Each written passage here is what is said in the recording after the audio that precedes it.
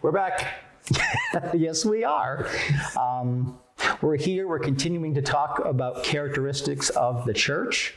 And what we've looked at so far is that people continued in the teaching of the apostles, which would be important for understanding God, understanding this new covenant that they're in, understanding who Jesus is.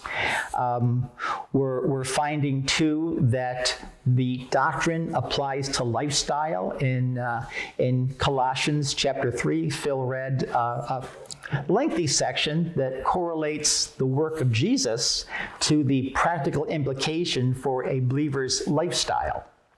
We also saw that part of the fellowship consisted of sharing materially. And Phil asked a very good question, a little bit of a throwback, but it applies to this, about the wise men. The wise men came and gave some very precious gifts to Jesus and his family. Where did those go? And we talked about different ways that they could have been used responsibly that would have been very beneficial for them in their circumstances, but may not have been a long-term investment.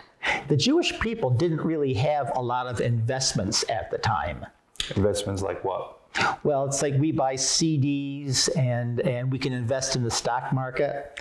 They don't have that. They didn't have that. Well, I'm sure they had some sort of ownership. And if I owned 25% of your business, whatever your business is, because you sold it to me, or maybe we started it together, that would be basically the same thing as a stock. You know, Right. I own 0.002% now of CVS or whatever stock I have. Oh, okay. Yeah, which is nothing. But Sorry, CVS. still, the philosophy is still there, you know. Well, it is there, and there were business owners, and there was some of that, but there were very few business owners, you know, compared to the rest of the population. That was a pretty small percentage. Not a lot of people had the funds to own a business. Most people were laborers like Joseph. Right. And yeah, they made some money, but investing it in anything, not a lot left over for that. There were actually two means of investment at the time. Money lending, which technically in the law, Jews were not supposed to charge any kind of interest, but they did. So if you deposit your money with a bank, much like today, they will lend it to people and you can accrue interest on what's paid back. Or money changing. From one type to another. Right. And again, there was a fee for that, and the money changers had to have some sort of base of funds with which to work. So that was about all they really had. Yeah, but there were inns, right? Because we know that they tried to stay at an inn. Right. So if I'm not going to say there is a Holiday Inn, you know, and the guy opens up several inns in the city, but you can kind of see how someone would be smart enough to say, hey, if I open 3 inns, you know, I own these 3 properties, but I don't have enough money to get them to whatever level they need to be an inn. So you would bring in someone who has a little bit of money, or your cousin that has saved up some money and willing to help, you know. So that's kind of an investment, you know. Right. And whatever profits come out of those inns, they would be shared with the investor. True. And I'm sure some of that did go on, but inns were not a big deal. They were pretty small. In fact, some people think they were more like a roadside lean-to or something. Something like that, yeah, obviously, but they didn't have a lot of Holiday Inns or big volume inns. Because the need for the inn was sporadic. During the big festivals of the Jewish calendar, the place was flooded.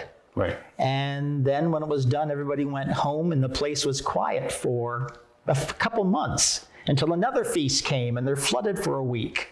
So to have a huge building and have it stand vacant for 48, 49 weeks out of the year would not be profitable. Well, Unless you charged a lot of money for them while they were there. Yeah, and nobody could afford that. Right. So, I mean, yes, there was probably some investment, but very different culture back then as now. Yep. And Jerusalem was the focus point, maybe the country around it a little bit, but it's not like somebody could have a string of inns throughout all of Judea. Yeah. They just wouldn't have the business for that. It wasn't a transient society. Right. And about the only place they went was Jerusalem for the holidays, for the holy days. Yep. So, yeah, there was some business involved, but, well, I mean, today in our country, how many lucrative business people do we have compared to the general population? I couldn't begin to estimate. I mean, I'm sure it's in the 20 to 30%, you know? Possibly. People talk about the 1%. Yeah, well, that's, They have like 20, Different. 30% of the money. yeah. It is different, but it's still, I don't think it's a unique situation that the people who have good amount of money can accumulate more. Right. It's easy to accumulate. The more you have, the more you can get. Yeah, because you can use it to make more money, Yes. basically. Yes, but if you got nothing to start with, Yeah, well, that's a hard road. you make some doing something else, and then you use that to make more money, as opposed to continuing on making the money the way you have been once you gain enough. Right. And if you're willing to save that money, you know, what's it called? Delayed gratification, Right. you know, Right. purposely not spending it and waiting and saving, and then you start using your money to make more money. And that's how most people get started making good money, you know?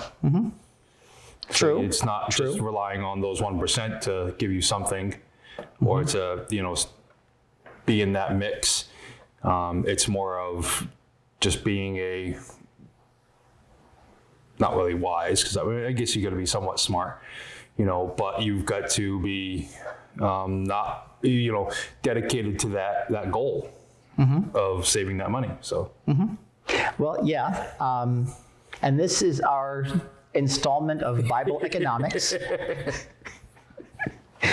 All I can say is what you were saying is true. Right. But currently we have a lot more opportunities than they did back then. yes, I'm sure we did. For instance, they did not have public assistance. That's why we have so many beggars in the New Testament, because they had to solely rely upon the kindness of strangers. Yep.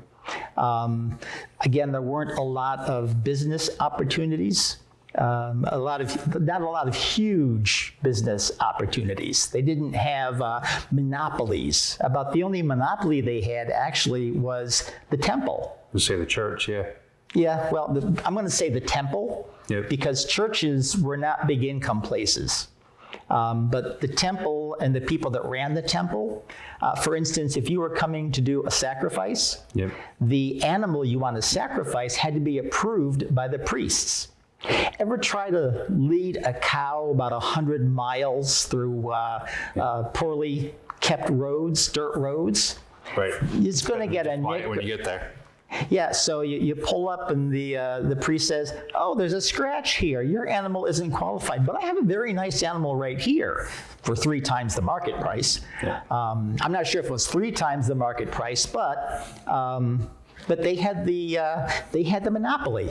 No. They're the ones that approve the animals, and well, they had a supply of animals that they had pre-approved. It's kind of like, you know, going to a ball game at a stadium. How much are hot dogs? Expensive. Yeah, be a lot cheaper if you could bring your own, but that's not allowed. Right. Same thing with movie theaters, you know. If you can sneak food in, it's a lot cheaper, but you get kicked out. So a little different economy. Yeah, there was some of that. There were some limits within the law. Like I said, they weren't even supposed to have interest, but they kind of ignored that part. Yeah. Well, there's no point in lending out money if you're not going to make money on it. True. Right. Well, that's Except true. to help someone, Yes. you know. Yep. And that's kind of the idea. Yeah. But be that as it may, so as far as sharing resources and so forth, there were needy people. There was no public assistance. They didn't have unemployment. They didn't have workman's comp. They didn't have IRAs and Social Security. Right. So what you made, you lived off of. Right. And to a great degree, people lived day to day. Yeah. And I'm sure a lot of them were self-sufficient, you know. You've got a little, I'm sure they didn't have communes, but kind of that philosophy, you know, 4 or 5 families working together. Could be. One person does the fields, another person does all the livestock, and, you know, one person's really good at butchering, whereas someone else is really good at taking down the wheat, you know. So that's kind of how you work together, True. you know. Yes, that is true. I That is assume true. that probably happened. Probably. So there was really no need for money, you know, because you just all worked together. Well, there was a lot of self-sufficiency that way. Right. There definitely was. And sure it was. extended families worked together because we have all these parables about the adult children still living with their parents and working the farm. Yep. And probably if grandchildren came along, they were employed too. Yeah. You kept a lot of the stuff just to live off of. Right. So yeah, that is very true. That is true.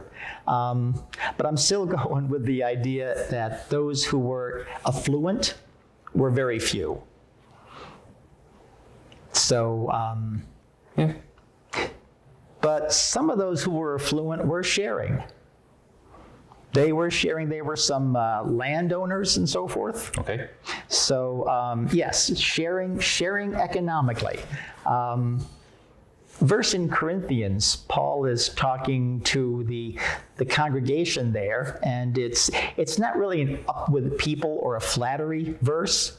He said that, remember that not many of you were wise, not many of you were influential, not many of you had a position. Okay. You were pretty common folk.